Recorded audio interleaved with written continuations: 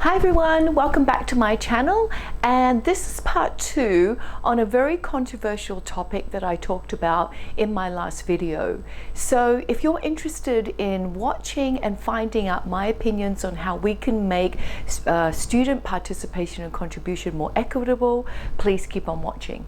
Okay, so in my last video I talked about how when we use something like random name calling in our class for students to be able to answer questions or participate in a discussion, this really raises anxiety levels. So today I'm going to talk about, well, what can we do to ensure that all students are listening, participating and contributing without actually calling them out in public to answer a question in front of the whole class.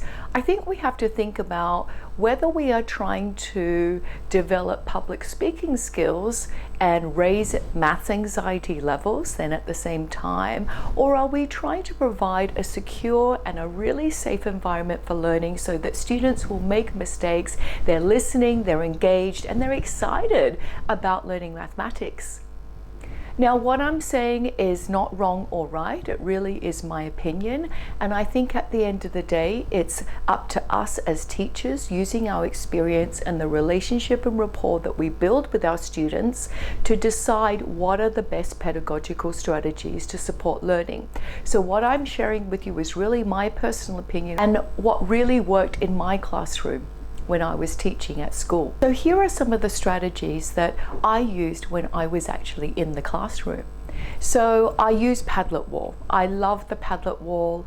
Unfortunately now you only get 3 walls for free, but if you have a subscription then you can have unlimited walls. There is no sign up necessary. This is what I really like about Padlet Wall. All you have to do is share the QR code and students can actually then contribute their comments and ideas. So you're going to encourage every person in the class to contribute an idea to perhaps a prompt that you're going to put up on this wall. So what's lovely about Padlet Wall is that you don't have to log in and you don't have to sign up, and you can have anonymous contributions, but then at the same time, if you want students to identify themselves on the Padlet Wall, we can have a conversation with our students about that as well. Now, another really good fantastic tool is Flipgrid.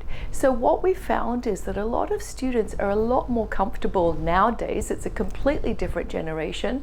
They're a lot more comfortable speaking to a camera or speaking into their phone or speaking into their laptop. So with Flipgrid, what happens is you can actually put up a prompt and then students record themselves talking about that prompt and answering that question.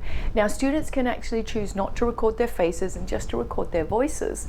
And I must say, on the Padlet Wall they can actually choose this option as well. So on the Padlet Wall they can type their answers, they can record video, they can record audio. It's basically multimedia, so that we can actually capture student thinking in any form, whether it's written, verbal, or in a video. Now, another really affordable way, and this is probably the method that I use the most in my classroom without any technology, is just using a plastic folder, putting a piece of paper in and converting that basically into a mini whiteboard. So if you have the luxury of having mini whiteboards, wonderful, because I think that's a wonderful way for students to be able to show their thinking, and everyone has to participate and contribute.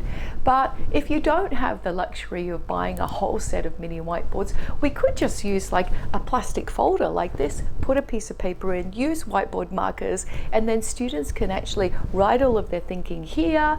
And so I think it's still important to encourage participation and for everybody to contribute, and in this way everyone is contributing and they can either discuss their ideas and their thinking with their partner or in the groups that they're working with.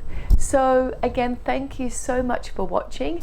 If you got some great ideas for your classroom from this video, please let me know in the comment section below, and also please don't forget to subscribe, and I really hope to see you next time. Thanks for watching. Bye.